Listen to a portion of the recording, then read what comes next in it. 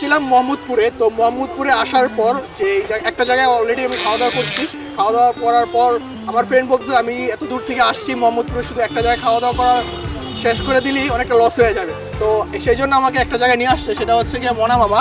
এখানে নাকি মনা মামার হালিম খুবই বিখ্যাত, আমিও দেখছি অনেক জায়গায় ভিডিওতে যে মনা মামার হালিম, মনা মামা হালিম। তো ফাইনালি চলে আসছি। মামা কেমন আছেন?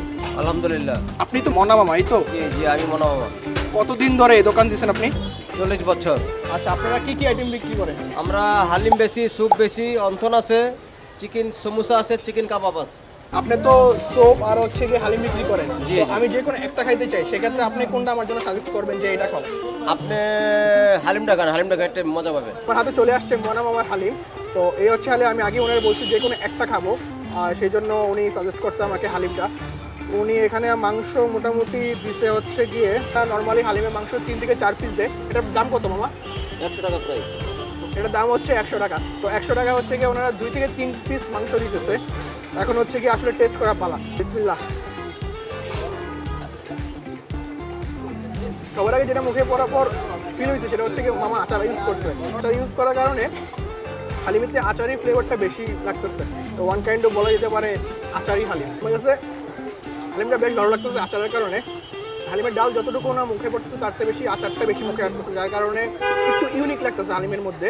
এখন হচ্ছে কি আমি একটু মাংস দিয়ে ট্রাই করবো। এই হচ্ছে ওনার মোটামুটি মাংসগুলা একদম স্ট্যান্ডার্ড হালিমের সাইজ যতটুকু দেওয়া যায় অতটুকুই দিছে, জিনিসটা ভালো।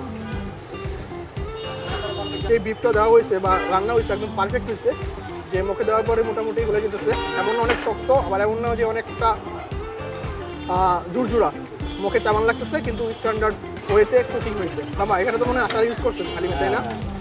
তো আমার কথা হচ্ছে হালিম কি আচার সবারটা ইউজ করেন না আমারটা ইউজ করছেন আবার? আমরা দিয়েছি, এটা অনেকে চাইলে দিই, না চাইলে দিই না।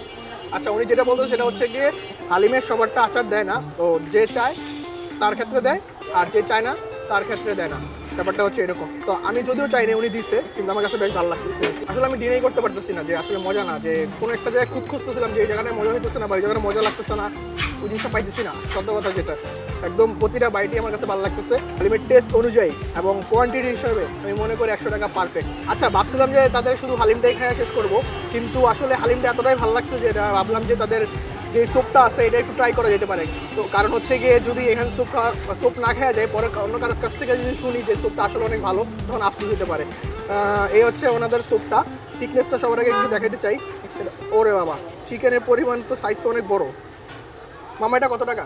60 টাকা। আচ্ছা, এটা হচ্ছে 60 টাকা, হালিম ছিল 100 টাকা। কাছ থেকে দেখাও চিকেনের পরিমাণ কেমন দেখতে পাইতেছেন। এখন কিনা আবার ক্যামেরার দেখা, মানে ক্যামেরা দেখার কারণে কিনা আবার বড় বড় দিচ্ছে বা বেশি দিচ্ছে কিনা আমি ঠিক জানি না, কিন্তু আমি এরকম পাইলাম, সেটা আপনাদেরকে একটু ক্লিয়ার করলাম। এবং 4 পিস দিচ্ছে। মামা সবাইকে কি 4 পিস দেন চিকেন? আচ্ছা, 3 পিস 4 পিস গন্যা দেয় না, যার পাতে যেটা ওঠে আর কি, ওনার কথা মতো যেটা মনে হইতেছে আমার। সোপের মধ্যে সম্ভবত ওনারা সবজি ইউজ করছে। এই যে গাজর আছে, তারপর হচ্ছে গিয়ে বটবুড়ি আছে, মুখে একটা পেঁপে পড়লো সম্ভবত। বাইরের এইসব জায়গায় সবগুলোতে নর্মালি এগুলো ইউজ করে না যদিও, কিন্তু ওনারা ইউজ করছে। চিকেনটা যদি একটু দেখাই, একদম সলিড পিসটা নিতেছি, অনেকটা যথেষ্ট বড়। তারপর হচ্ছে গিয়ে দেখি,